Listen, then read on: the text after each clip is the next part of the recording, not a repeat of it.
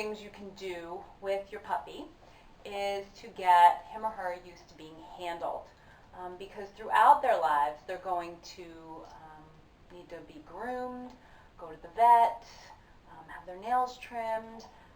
They may develop ear infections where you want to be able to clean their ears or need to place medication in them. You're going to need to brush their teeth, keep their teeth healthy. All kinds of different ways that your dog might need to be handled. So you want to get them used to that. So I'm going to have Suka go on her bed and have her settle.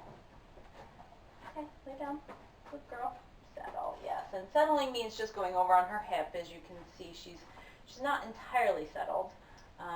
We've been working a little bit, so she's offering me a ton of behaviors right now. But what we want to do is what's called desensitization and counter-conditioning for our dogs being handled. I don't have a puppy at my disposal right now, so I'm going to show you this on Suka, who has had some of this happen with her. But the idea is to get them used to, at a very basic level that doesn't cause them any discomfort, being handled. And that's the desensitization piece of it. So for dogs, petting them here on their chest is probably the least sensitive area. So if your dog is sensitive or fearful of being touched, this is a good place to start. And then if you want to start working on touching their paws, you're going to go down, start at the shoulder, and go down the leg, little by little, okay? So you're going to start at the shoulder and go down the leg. And you want to do this for all 4 paws. Suka's very attentive to me right now. So you're going to go down her side and down her leg. And I can't get to the other one right now. But that's the idea. And just go down to the point where they're not flinching. And so that's just some desensitization. It's just getting them used to the sensation of being touched. And eventually you're going to go down their paws. Okay? Hi. And that's the desensitization piece of it. Just getting them used to that feeling of them being touched. If you got your puppy from a breeder, hopefully they did a lot of handling when the puppy was little. But if you didn't, or if you've adopted an older dog, you want to work on this, because dogs are often very sensitive in their paws. Okay? So just while you're watching TV, sit down and let your dog hold your dog's paws. Eventually you want to touch the nails. She's like, where's my treat? The other areas that you want to work on, there you go, you're being a very good girl. The other areas that you want to work on are their ears.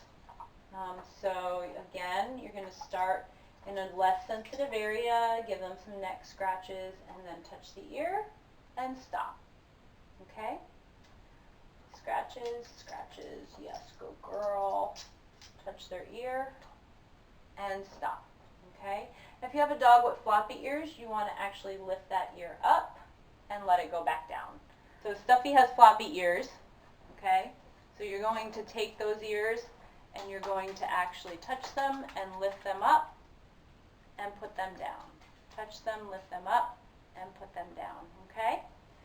So that the dog gets used to that feeling, if you have to look in their ears or clean their ears, of having their ears folded back. Okay?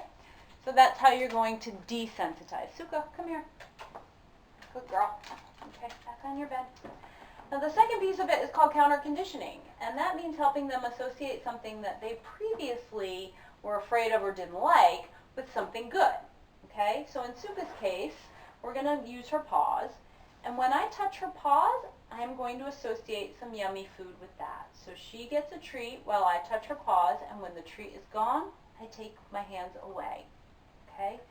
So now the idea is that instead of flinching and pulling back her paws when I touch them, okay, that she starts to say, oh, when Mama touches my paws, I get some yummy food. And when the food is gone, my hands go away. Okay? And what you'll find, and what you'll see Suka does, is she offers me her paw now because she knows that means she's going to get a treat. Okay? So I'm able to handle her paws very easily because she's learned that it's not something that needs to be unpleasant. It predicts good things for her. So work on that with your dogs. Work on pairing things, handling sensations with good things. And when you bring them to the vet, don't be afraid to bring some treats with you. You know, most vets should be receptive to you helping your dog be more comfortable in their offices. And I'm happy to talk with you about how to implement some low stress vet visits for your dog by doing this in the vet office and by preparing for it in advance. Good girl. Yeah. Okay. And let me know if you have any questions. All right.